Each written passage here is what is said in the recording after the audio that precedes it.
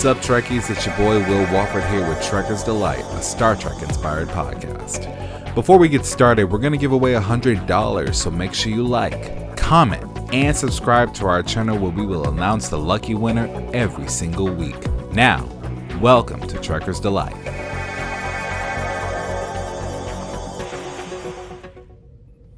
And welcome to episode 7 of What If. Thank you so much for joining us. Today I'm joined by Danger and Linda Newman. Thank you so much for joining me today. Hey, how are you guys doing today?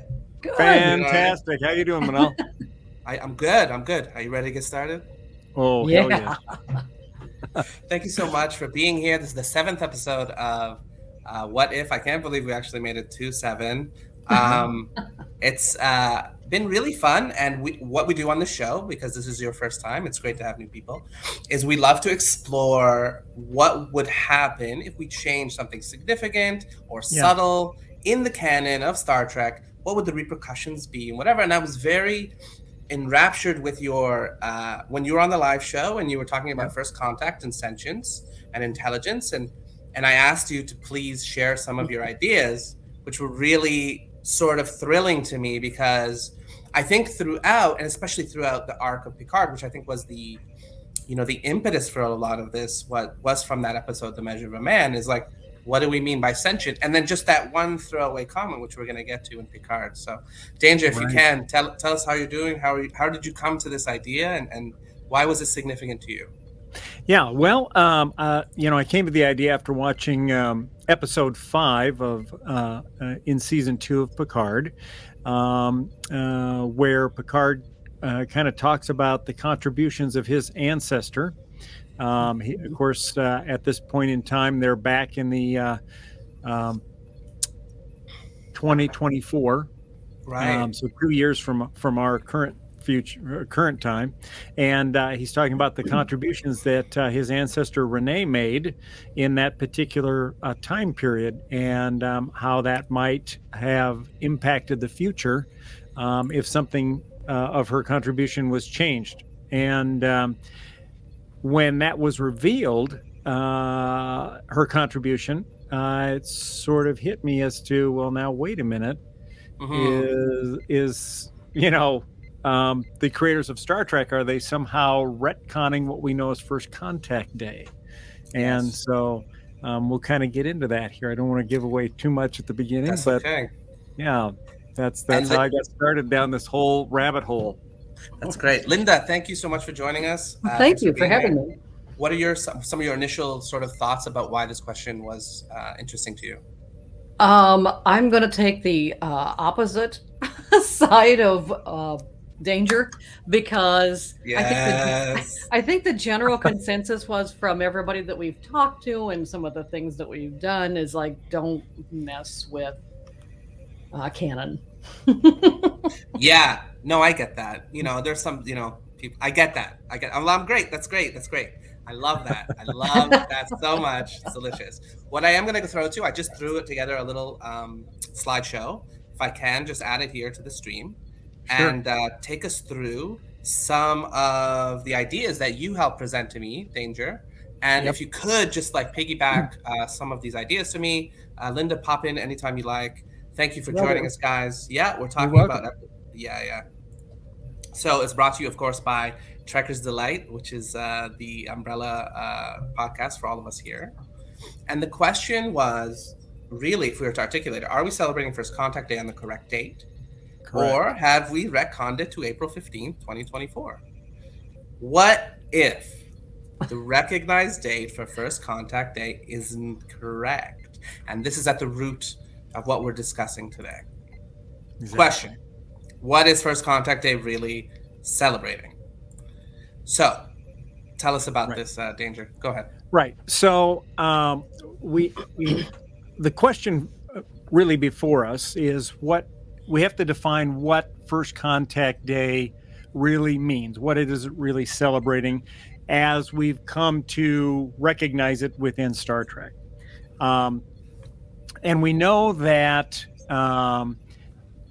it celebrates the first warp flight of Zefram Cochrane, right? That's part of it. But of course, the second part is the landing of the Vulcan ship and our first meeting with these Vulcans. Now, the question is are we we can't really be celebrating first contact with the Vulcans, because then you'd have to have a separate first contact day for every species, right? So it's got to be celebrating something. Is it celebrating our first contact with extraterrestrial life? And by extraterrestrial, we specifically mean anything originating, existing, or occurring outside the Earth or its atmosphere. Or are we celebrating our first contact with extrasolar life? And by extrasolar, basically anything originating, existing, or occurring outside of our solar system. Or is it celebrating our first contact with a sentient humanoid species? And by humanoid, we're talking about a species that resembles humans. They walk upright on two legs and have two arms and a head with a similar arrangement of eyes and nose and stuff like that. Sure. So and that's legitimate, right? Because in this universe, in the canon, that proto alien species that seeded our galaxy, whatever it was, also a proto-humanoid, and so that's why we have so many in this canon. So let's just say that. Correct. So let's define a few things. What do we mean here? Because as I went through this, we had discussed it, like the idea of sentience, I think, is conflated. So let us really untangle this idea. Sentience, according to science, is the capacity to experience feelings and sensations. Now, there are 4 criteria for life, cellular life, okay? One of them is responding to stimulus. So I wouldn't argue that it is a response to stimulus, because there's an electrical stimulus or a light stimulus or a sound or a food or whatever. Temperature, right. We're talking about the measurable experiential feelings and sensation. So sense and sensation, which are at the root of memory. So let's, would you agree with that, Danger? Yep, I would. Okay. Thank you, Linda. Shaking her head. Yes. And I think we should qualify it here in that what we're talking about here are the accepted scientific definitions of these terms. Yes. Which, as we'll get into, is not necessarily how science fiction handles them, but yes. Right. For the purpose of a baseline here, we want to get to the scientific definitions of this. Yes. Once we actually, so that's why I started with these. So then when we get to the Star Trek version, then we've already got a sort of a bedrock of like what we mean by them. Perfect. Intelligence. Yep. The ability to learn or understand or deal with new situations. Skilled use of reason. Right. Okay. And this is a sort of an escalatory ladder here that we're building. So yes, at a base level, we're starting with sentience, then we have intelligence, okay, and then next is sapience, right? Sapience, yeah. So why don't you tell us about this? Yep. So it's basically the quality of wisdom and sagacity. It's showing a keen mental discernment and good judgment, and we can separate or sort of draw a line between intelligence and sapience in this way, in that for those that are familiar with the Frankenstein novel, intelligence is knowing that Frankenstein was a doctor that created monsters. Sapience, on the other hand, that keen mental discernment through reading the book, is knowing that Frankenstein was the monster. Dr. Frankenstein was the monster, not his creations. So we can liken this in the Star Trek world. I came up with this one. The use of the Packleds. So, for instance, the Packleds, according to this, are sentient and intelligent, right? Perhaps not sapient. Right. So sentience, again, this is distinguished from reason. So sentience could be to feel and so forth. And then we get to the idea of consciousness. So consciousness is awareness of one's body and one's environment. Self-awareness, however, is the recognition of one's consciousness, which we could also say is a type of metacognition, not only understanding that one exists, but further understanding that one is aware of. So self-awareness, aware of your own awareness. I use this when I'm teaching actually all the time. The difference being, Danger, can you tell us? Yes. So to be conscious is to think, to have mental processes. To be self-aware, however, is to realize that you are a thinking being and also to think about your thoughts. Yeah. I often use metacognition when I'm teaching my students, because when they go to study, they think they're studying, but what they're really doing is just cracking their books and sitting on their beds. And so what my example to them is, do you know what 1 + 1 is? To which they say, it's 2. I said, no, I didn't ask you what it was. I'm asking, do you know what it is? And they go, oh, yeah, I know. I said, that's the question. I need you to know that you know something, that you're aware of the fact that you have the faculty, not the answer itself. And so this is how I discern metacognition from consciousness and conscious awareness. Right. That's excellent. Teaching. Yes. And lastly, Linda, can you tell us this one? So reasoning is the ability to determine a cause, explanation, or justification for an action or event. So being able to also rationalize something requires a very sophisticated and complex sort of framework. So you're almost going beyond, like, not, you may choose to do the wrong thing for the right reason. You may choose to do the right thing for the wrong. So there's a choice. It's not, so wisdom, yes, sagacity, whatever, and sapience, whatever.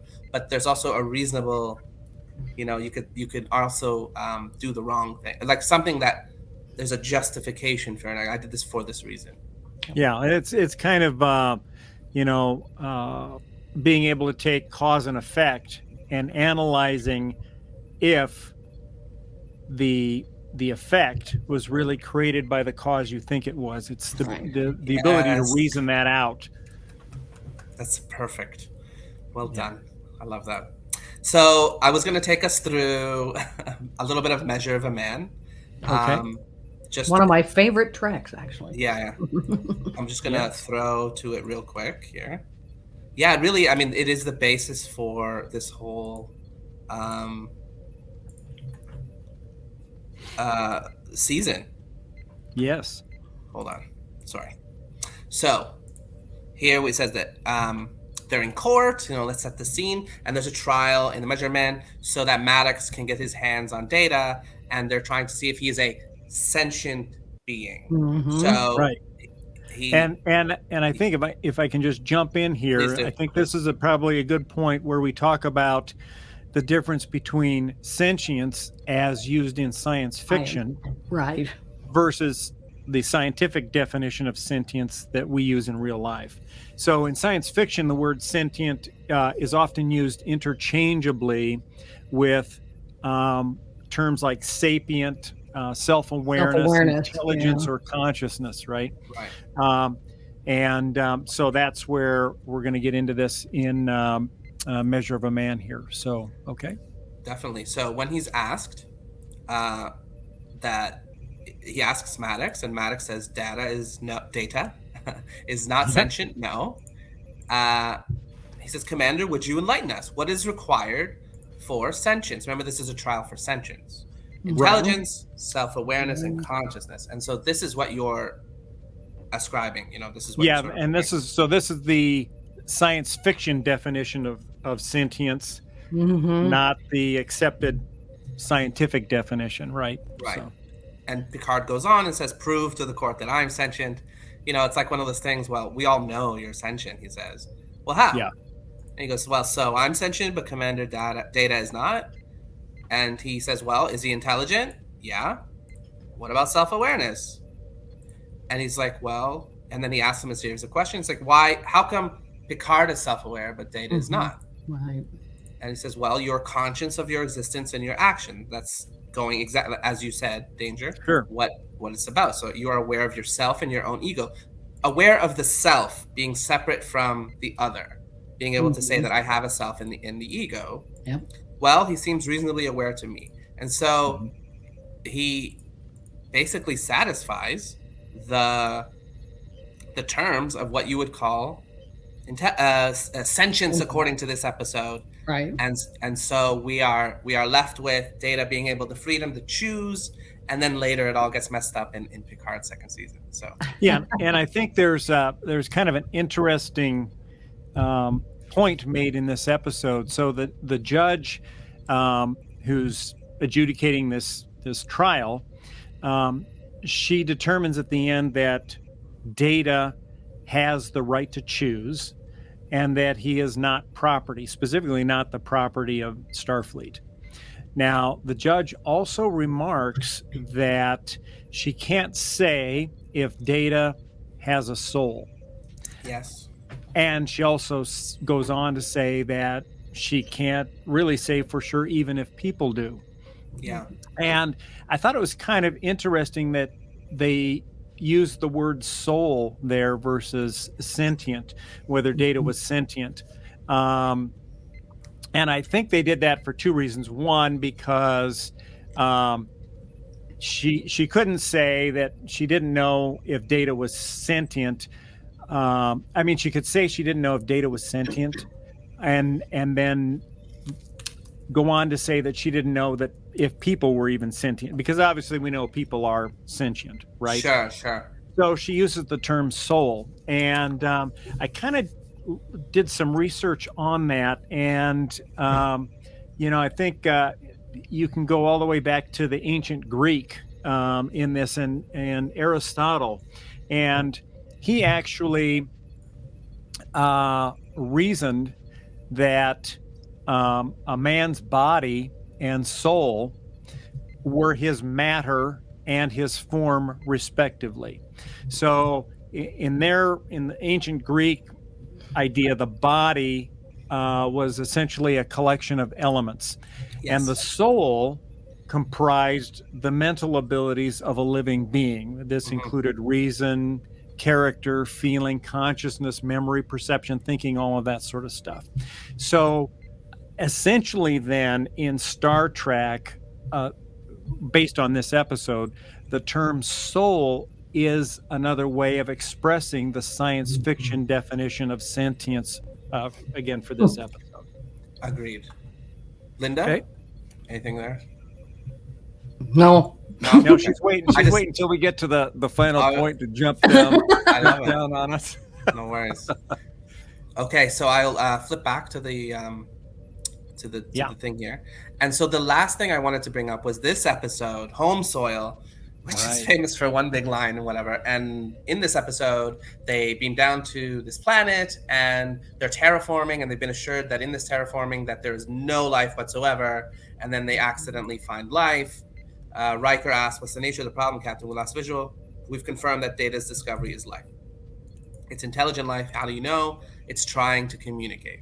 Which is very interesting because they talked to this guy who's been evasive this whole time and so forth. Sure. And the laser tried to kill like Data and stuff. An alien life form was taken possession of the lab. I knew that they were, and he asked them, I saw random energy patterns, and it wasn't life by any definition I knew. They are meaningless silicon crystals, which rebroadcast sunlight, which is a weird way of saying that. It has a life form, and it's like, how do you know that? It's trying to communicate with us. The patterns are not, they were random. They asked this guy, are they random? And then they became specific. Geometric shapes, suddenly appearing, disappearing, which actually goes to your Greek analogy. Changing location, changing side on the life form. It's divided, which is fascinating. So this was the screen that they showed, and it's like flipping and stuff like that. And it's very cool. It's silicon-based. It looks like this. And it interfaces with their computer, and then the universal translator comes online and calls them ugly, ugly bags of mostly water. Seems appropriate. Yeah. I resemble that remark. Yeah, and that's what Data says. It's like an accurate description.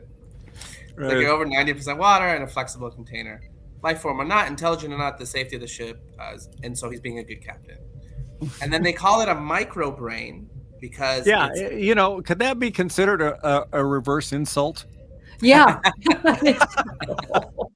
Right? I mean, they called us ugly bags of mostly water, so we're going to call them micro brains. It's so great. The micrograms might be like our own brain cells. So we actually grow now. We have the ability and capacity now to grow. There's an episode of Big Bang Theory about it. We take slivers of your skin even and turn them into a neural net. It's primitive, but it's a small brain. Responds to stimuli and works like brain cells. They're neurons. Right. Individually, a cell has life, but not intelligence. It's only when they're interconnected that their combined intelligence is formidable. And so sorry, let me go back. Here. So essentially that intelligence is an emergent property of the collective of the organism. Yes, you got it. Well done. That's exactly right. And so what we see here is that they're like they communicate with it, like, and so back and forth. And the reason that I bring up this whole episode is to highlight the idea that a colony of organisms or a colony of cells or something that communicate with one another, even in a microorganismal world or anything in a small world, collectively in a colony could be intelligent. There's an emergent property of intelligence, and so in this episode, and so that's the reason that I highlighted this episode. Yep, makes sense. Any thoughts on that, guys? No, I think that makes sense, and you know, we can see that actually in some of the science that's being done, as we were talking earlier on mushrooms and communications between trees and things, right? Yeah. So I'm going to kick back again to this thing here.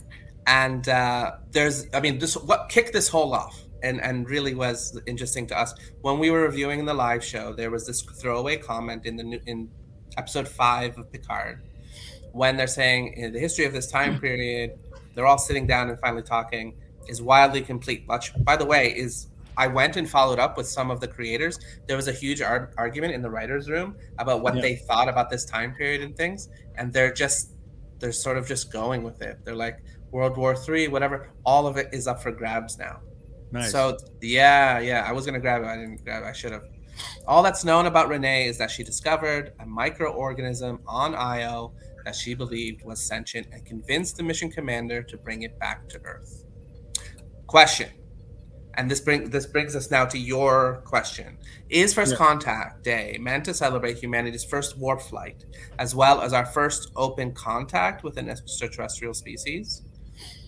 So again, your idea of extraterrestrial applies to anything outside of Earth. If that's the case, and Rene Picard made contact with the first ever sentient extraterrestrial species, then First Contact Day should be celebrated on April 15th, 2024.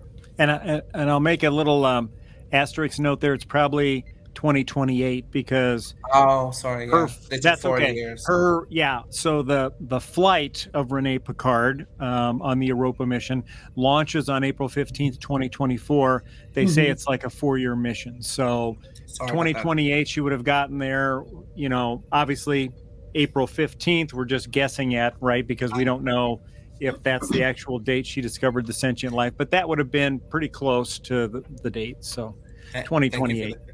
Nice. Okay, perfect. Or is First Contact Day meant to celebrate our first flight and contact with an extrasolar species? Right. In which case we now, you know, and that will also qualify in the same category as this humanoid thing that you mentioned? Yes, correct. So what you've told us so far, like basically what we've known, is that they travel back in time and they ostensibly return to fix the timeline from Q, and that they have 3 days to fix this mission. And just a reminder of where Io is, it's a moon of Jupiter. It's why you use the word Jovian here, which I really enjoyed. It's rarely you get to use that.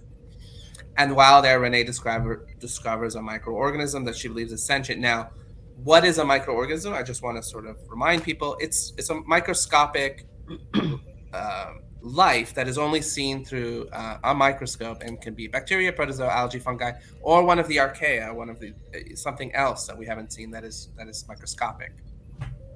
Now, it can be single-celled or a colony of cells, and those things actually exist in the ocean, and slime molds and fungi and certain other colonies of bacteria have awareness that we can't explain.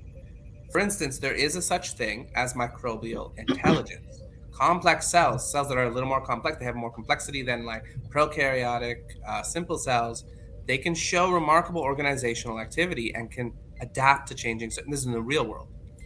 It's been suggested that colonies loosely mimic biological neural networks, and that they can take inputs and respond to those stimuli and signal other bacteria. You can see that in larger organisms, like when a squirrel, signals to another intelligent squirrel and so forth.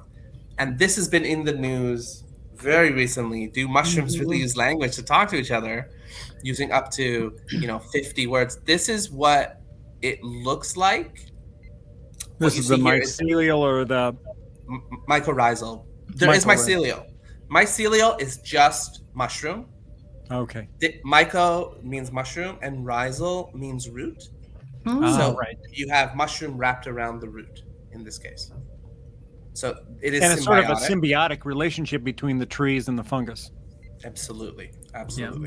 So they think that they can talk up to 50 words, and this has to do with the hyphae, what you would call dendritic, almost like sort of appendages that branch out, and the way that their electrical impulses talk to them. Now, human beings also use chemicals and electrical impulses for our own neural nets. And there's another reminder that trees also talk using a mycorrhizal network. So you see underneath here, mycorrhizal networks are created by fungi that connect individual plants together, and they transfer water and nitrogen and sugar and everything. And it looks like this underneath. There's a social network, and they've done all kinds of cool new things where you can see that older trees or mother trees or hub trees, they call them. There's different names for them. Who've been there the longest. They get the most photosynthesis. They make more sugar than they need, and they pass it on to the fungi, who allow them to communicate with one another and with other trees to send them sugar or to send help if they need help. Now, sadly, a lot of people think this is science fiction. Right. Mushrooms talking to each other. What? Yeah. Well, and it's interesting because we see here that we have these, what we might consider to be primitive organisms, the fungi or whatever, the mushrooms, having the ability to communicate with a language of up to 50 words, and not only communicate with themselves, but also in a symbiotic relationship, communicate with another species, in this case, the trees, and perhaps not only exchanging information, but possibly, as we've seen, exchanging nutrients, right? So the mycelial fungus or whatever provides water to the trees, and the trees provide sugar in return because they take in all this light from the sun and they produce excess sugars, more sugar than the tree needs, so it can provide the excess to the mycelium. Exactly. Now, you posted on your Facebook page. Yes. Regarding this, I'm just going to share with our audience this thing that you said. If you can, can you read this out for us? Yeah, I'll have to look over here on my other screen. Sorry, if you want, I'll read it if it's not too easy. That's okay. Yeah, I've got it here. So, so what I posted was, I'd always thought that Star Trek's first contact day, April 5th, 2063, celebrated the anniversary of both faster than light flight of Zefram Cochrane's Phoenix spacecraft and our first open contact with extraterrestrials. However, it now appears that first contact with extraterrestrials may have actually been made by Rene Picard on April 15th of 2028. A lot depends on the actions of Jean-Luc Picard and Q in the 3 days leading up to the launch of Earth's Europa mission. Sadly, no one in the future will know, because the history of this time period, as we've mentioned previously in this episode, is wildly incomplete, with the century leading up to Zefram Cochrane's first flight being rife with chaos.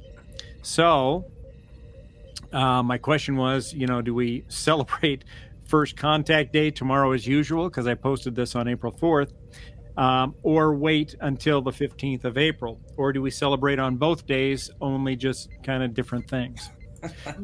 Right? So Linda, can you tell? Yeah, Sorry, Linda, go ahead. can you tell us some of the reactions that you saw from this post? Most, generally speaking, everybody wants it to be canon, right? They want it to be April 5th, 2063, because that's how it is. Also, there's been a number of comments about I would ignore anything from that possibly screws timelines from the new Trek show, especially if Q is involved. Not only do they play Fast and Furious with the previous canon, but it's some alternate past created by Q's meddling. It may not even be a historical fact in the future. So it's pretty. At least most of the people we talked to wanted it to remain as it was. Also, to back that up, the people who got contacted are the ones who named it Contact Day.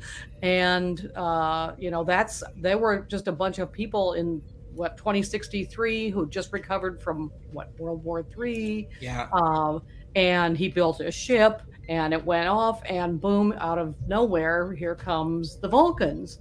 So it doesn't matter that it's extraterrestrial or extra solar or whatever. It's the first time somebody came up and shook their hand from somewhere else. Fascinating. All right. Danger, your response? Well, my response, it's going to take me a little while to get there. So I'm going to ask folks to bear with me on this. No problem. No problem. Okay. Yeah, go ahead. I'm going to start by sort of detailing, and some of this we've already talked about, but I just want to go over it again.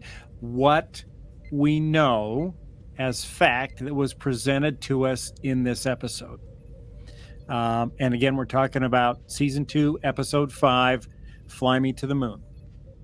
So in this episode, Picard and his crew have traveled back in time to April 12th, 2024, 3 days before the launch of his ancestors' history-making flight, this Europa mission.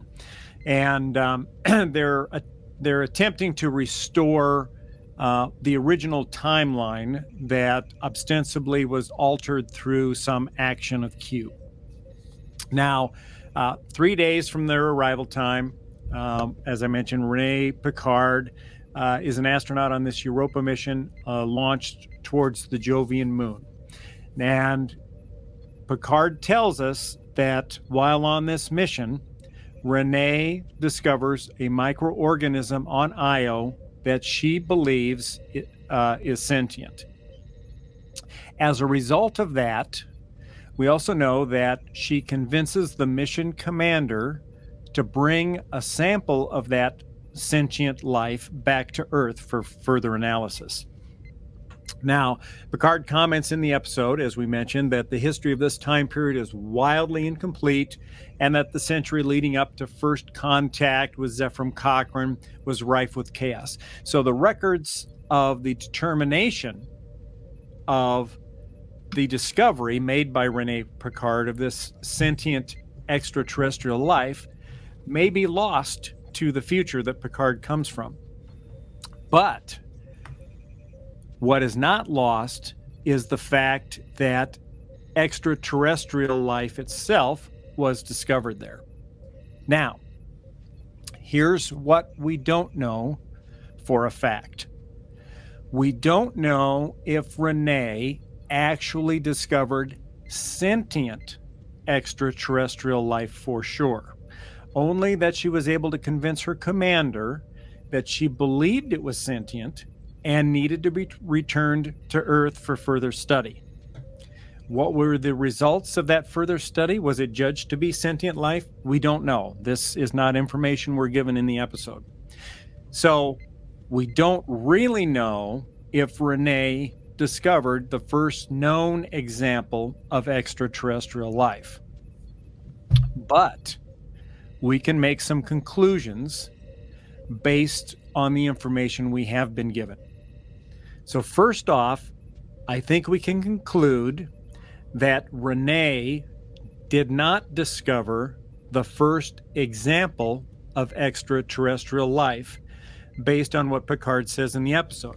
He states that Renee believed, she discovered a sentient microorganism and convinced her commander to return the sample to Earth for study. Had she discovered the first ever example of just extraterrestrial life, that would have been a huge discovery for our planet. And she would not have had to try to convince her commander to bring a sample back to Earth for study. That would have been a no-brainer. Of course, you're going to bring the first ever example of life discovered beyond Earth back to Earth for scientific discovery and discussion. I mean, it would be in all the papers and all the news media. We'd be talking about it for weeks, probably. So that leaves us with the possibility that instead of discovering the first ever example of life, she discovered the first ever example of sentient life outside of planet Earth. And I think we can conclude that she did actually discover the first example of sentient extraterrestrial life. So logically, if Renee hadn't actually discovered sentient extraterrestrial life, the Europa mission would have been yet just another space mission exploring life harboring planetary bodies in our solar system. And that mission would not have been the super consequential space mission that Picard has made it out to be. Additionally, that would then also make it highly doubtful that the Europa mission would have had such a dramatic, xenophobic, and militaristic impact on the Earth's future that we witnessed in the second episode of season 2 of Star Trek Picard. So I think it follows from those logical conclusions that Renee Picard did in fact discover the first example of sentient extraterrestrial life, thereby making April 15th, let's say, of 2028 the correct date for the discovery of the first sentient extraterrestrial contact day. And then, by extension, that would make April 5th, 2063, the date of not only first warp speed flight, but also the date of first contact with a sentient extrasolar life form in obviously the form of the Vulcans. So that's kind of my base here. That's my conclusion, is that in fact what April 5th is celebrating is first open, and we got to have the key word in there, open, because we know in the Carbon Creek episode of Enterprise that T'Pol and other Vulcans were on Earth back in the 50s, but they were closeted, let's say. They weren't open about the fact that they were Vulcans. They tried to pass themselves off as human. So what we're talking about on April 5th is the first open sentient extrasolar contact with a different species. And in this case, the species also happened to be humanoid. But I think I've got a pretty good argument here for April 15th being our first contact with an extraterrestrial sentient life form. And that's kind of my argument. And, I think people that value partying and an extra date to have another party will agree. You're going to be on your side. So that's kind of where I'm coming from with this whole thing. I think it seems to me that Paramount might be trying to do a little retconning here with First Contact Day, and maybe we have an option for having a second date in here in which to celebrate some startling discovery in science. That's so funny. Linda, what are your thoughts? Sadly, it doesn't really change my mind. Again, back in 2063, they didn't care if it was extraterrestrial, extrasolar, extra whatever to them. And I don't know, maybe in 2028, we're not yet ready to call whatever she found important enough to create a day for it. Right. Maybe we haven't evolved to that point yet. maybe like I said, maybe to some people that's just science fiction. Well, and I agree with Linda from the respect that the ability to step forward and extend a hand to a sentient species, shake the hand of that species, and have a meaningful exchange would be massively consequential and societally impactful, right? But I also think the baby steps to get up to that point. You would have, Earth's first discovery of extraterrestrial life. That would be a huge thing. That would be all over the news. That would be a huge date that people would probably celebrate. I don't know. You gotta compete with the Kardashians, right? And then make good TV. Yeah, and then the next date would be the discovery of sentient extraterrestrial life, right? And then, by extension, the discovery of sentient extrasolar life, so that we know not only has life developed here on planet Earth, but that it also developed somewhere else in our solar system, that enough other life developed in our solar system that at least we found one example where that life has become sentient, developed higher brain functionalities, maybe the ability to communicate, and that further that life is not only limited to the existence within our solar system, but that it's now known to be existent in at least one other solar system, and probably ubiquitous throughout the universe, or at least the galaxy. So I think we'd have at least justification for 3 types of first contact days, but right now we only have a date for a possible second, and I'm all about raising a second glass to toast another contact day if we can.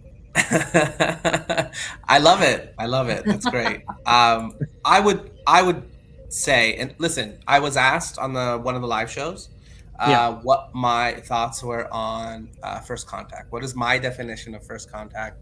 And I said, because we were just at one point, someone brought up the actual episode First Contact in TNG. What about that episode where the government made it secret? Even though they made contact, they covered it up and they didn't tell the rest of the population. Is that first contact? And I said, no.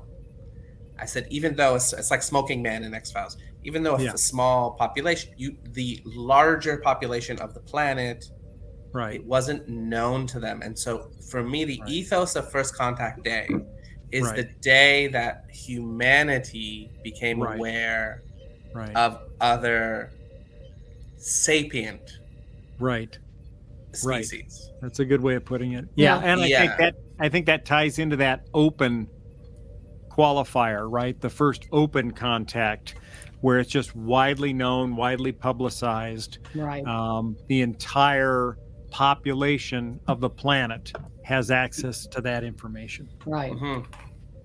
So that to me is, whether it's that Star Trek movie, or the one where the ship comes out of the water and then they're flying over, and then oh my god, and then it changes their culture or whatever to draw. They draw. Thank you, J.J. Abrams. I mean, there's a great episode of I think it's Voyager. Yeah, the Voyager stuck in the sky because they come to a planet where the time is running really fast, and it shapes their culture because it's been there for centuries and so forth. And we want to know what the Voyager is. So even though that first contact, so it's against relative. So so for me, first contact is April 5th, 2063. I haven't heard anything yet that contradicts it. There is, there's something in the ether of maybe perhaps discovering some kind of sentient. And so sentient, if it were sentient, I would absolutely, I would absolutely say it is not first contact. According to the scientific, this is why we went through all of this, by the way. Sure. It's the same thing. Why did we go through this whole thing? Why? Because sentience, according to actual science, whatever, would be on the lowest part of this ladder, the one that we just described. But within this within Star Trek, sentience is using interchangeably with like intelligent and sapient in the sense like that they are cognizant or self-aware or conscious beings that have the ability to communicate with us. And even if they didn't, like the 10C, for instance, are unable to directly communicate in some way or whatever, they themselves are intelligent. So what I'm saying here, and using the word intelligence and sentience in the Star Trek universe interchangeably. And so if I found like a colony similar to this home soil, because and that's the reason I brought up the home soil, even though it's in the first season, and it's not great, is that they found a collection or colony of microorganisms, silicon-based. But if you look at the periodic table, carbon life is just above silicon life, so they actually share the same like tetrahedral like structure. So they can make the same kind of bonds. So we hypothesize, why we always say like maybe it's silicon life or silicate life is possible because it makes the same bonding as carbon based in a different like world. Silicon based life is a very real thing. So let's say like silicon life exists and it looks very vastly different than what we understand, although it's bonding so maybe they breathe sulfur and heat and hydrogen in there, but they're still for me. And then this is the example that I used when I said I haven't been this excited about the 10C since the Tholians. There was a non-humanoid species that we knew in that one scene we saw and whatever. And I'm like, oh wow, they look really amazing and cool, and they're non-humanoid. Or you could say the Shellyak, or something where we're communicating with a non-humanoid race because it is alien to us. And so in this way, microorganisms are also alien to us. And in this episode with home soil, even though they confuse with the universal translator and that speeds up the communication with them and we get to know them and so forth, it is a highly alien species, although highly intelligent. And as I showed with the mushrooms and the trees and whatever, when you have a collection or a colony of individuals, the same thing could be said for bees or ants or whatever. There are emergent properties of activities and behaviors that can either mimic intelligence because they're organized eusocial behaviors, or they're actual intelligence where you have a collective that actually has some kind of voice. And that's what happened in home soil, where they were able to unify and maybe have a queen or something like that. If they're not, like a slime mold, it's just an instinct. So it's one giant cell, but it has the ability to choose the right path or go this way or that way, whatever. So in this world of sentience, I'm thinking, and again, she had to convince her mission commander to take it back. In the Star Trek world, you know how like it's dramatic. So they'll be like, maybe no one believed her that it was sentient. And then she was, and they're like, oh, she's like, oh, no, it's sentient, guys. I'm going to take a sample anyway and then bring it back. And then some consequence of that happened where, is the Earth ready to hear that there's other life out there? Maybe we should hide it. They're always big about hiding stuff like that. And I actually gave that some thought too, in how her Renee's Europa mission might have somehow impacted Picard's future. And I thought, well, okay, she brings this sample back, or she doesn't bring it back, and I think that's what we're seeing here, is that Q's trying to keep her from going on this mission to prevent her from discovering this sentient life. If she discovers a sentient life and brings it back, maybe we learn something from it, that maybe it has something really beneficial to contribute to humanity.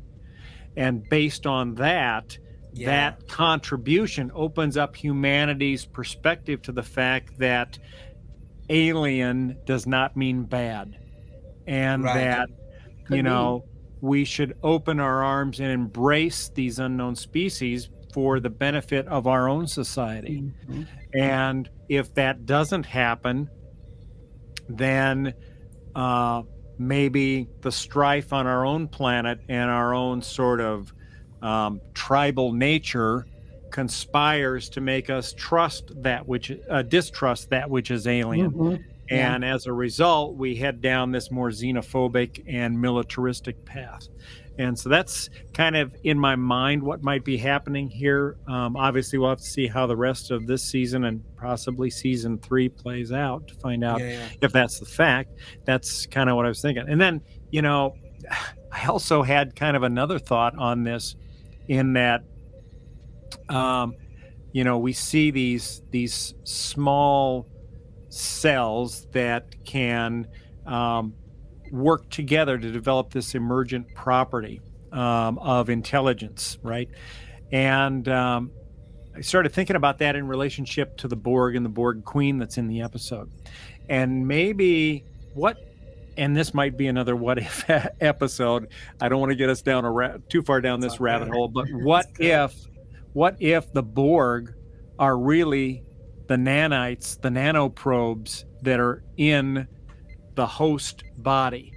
It's really the nanites, the nanoprobes that are the Borg, and that they're just using these hosts to propagate themselves and to get out there.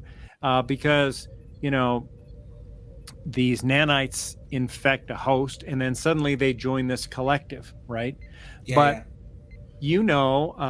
all get infected with viruses, but that doesn't give me the ability to have a, telepathic link with Linda or with you, Manhal, right? Right. Yeah. So obviously the nanites must be doing something to facilitate that communication, and it's maybe it's designing the accoutrements that they have on them that facilitates that. But I'm thinking now that it's not so much the Borg as a humanoid species, but the Borg as a little fundamental building block of nature that all work together with these other nanite probes to become the Borg. That's really interesting. Yeah. That is, yes. I mean, that is artificial. So, they're tiny little robots. Right. So, I understand that part. I don't know what. Yeah. So, that's a really interesting idea. I've never thought about it that way. But this is makes sense. It's Richard Dawkins' meme theory. That we aren't actually. I don't know if you've ever read The Selfish Gene, but the idea, this is where meme theory comes from, that genes are actually the thing that's propagating, and we are simply the hosts, in which genes are the actual living things, and we are just the thing that's propagating them. And so I think that is maybe where you're drawing from, the idea that we are simply the expression, the protein expression of these things, but these instructions are the actual living things. Right. I understand that. Yeah, I get that from a philosophical point of view. Right. So that is that's great. You flipped it on its head, and it's also a huge colony of little droids or little small little things that are quite intelligent. Those nanoprobes are incredibly intelligent. Yeah, not that different from the control. Entity that we saw in the previous Discovery seasons, right? Mm-hmm. Right. Yeah. Interesting. It's a lot of cool ideas coming. Yeah. For those who don't want to jump into new Trek and whatever, they're missing out, because it's it's becoming more taking it to the next level, right? It really is giving us a lot of interesting ideas to kind of play with and expound upon, and new directions in which to take the entire franchise, which I think is fantastic. So and hats off to you, Danger, because it made people think about things that they would have never thought about before. And they had to learn things that they weren't really probably ready to learn. Well, and and the same thing happened to me, actually, because as I'm watching this, and this episode 5, and I'm thinking, okay, well, they're talking about sentience, and I understand, how they're using it, but what is it really, and how does that relate to all these other terms? And that prompted me to go look at, build all these different terms out there and try to come to an understanding of what the difference was and how we see it. And, it's intelligence is really a hard thing to pin down, and really, really hard. Yeah. And our tendency is to heavily anthropomorphize it, right? Yeah. Definitely. Anyway, and so, yeah, a lot of these terms are tough to wrap your mind around, but it's fun to think about and play with it just Absolutely. from a mental exercise. Yes. And I love that Star Trek brings all of this out and kind of gets these mental juices flowing. And Yeah. the last thing you want is things to start rusting and locking up here. Absolutely. So, right? I'm really happy. Chance you get to go down a new road and learn something new is fantastic. So, thank you, Star Trek, for that. Absolutely. Well, I'm gonna put a pin in it there. I'm gonna throw to your final thoughts. I'm gonna start with Linda. Linda, if you can tell me just your final thoughts on the issue, anything that comes to mind, go ahead. April 15th, 1963 or 1963, 2063. Be sure to celebrate First Contact Day. April 5th, right? April 5th. Yes. Yeah. Right. Absolutely. That's it. The original. Yeah. It's canon. Yeah. Danger. Okay. Well, here's what I'm going to say. I think we have great justification here for a second celebration. So continue to celebrate first open extrasolar sentient life contact day on April 5th. And then 10 days later, let's celebrate first extraterrestrial sentient contact day. And so don't drink all your beers on the one day. Save a couple for... Or do and buy more. Right. So Perfect. That's my thought. Let's go with them both. Lovely. Thanks so much for being here, guys. I hope you had a good time. I had a great time. I love talking about this stuff, and it's great seeing. And you know what? Just sitting here, so I'm sitting here. I'm in my basement. I'm looking out the window, and I'm seeing the sunlight streaming in the windows. But I'm looking at you, Manhal, on the other side of the earth, and it's dark out there. Yeah. And we're shooting this as it's got dark, as we were It did. So it was light to start off with. If that doesn't prove that the earth isn't flat, I don't know what does. Yes. Right? Absolutely. So, double win for science here today. Double win. I love it. Thanks so much, guys, for being here. I really appreciate having you on both, and I'd love to continue more of these conversations. Thanks so much for joining us here at Trekker's Delight and my episode of What If. Thanks for joining us.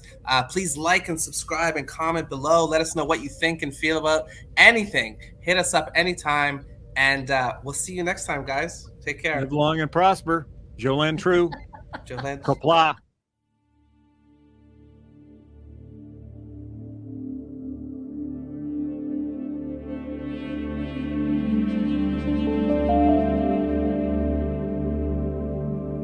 Now, again, I'm going to say this again because we're near the end of our show. If you are our allies, we are not talking to you.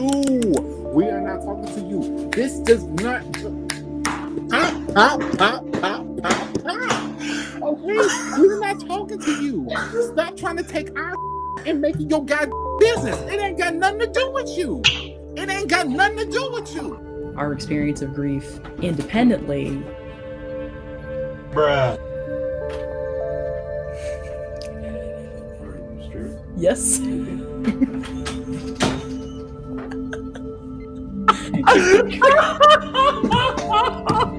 I love that they're in the comments. So much is like, I'm just reading the comments. Yeah.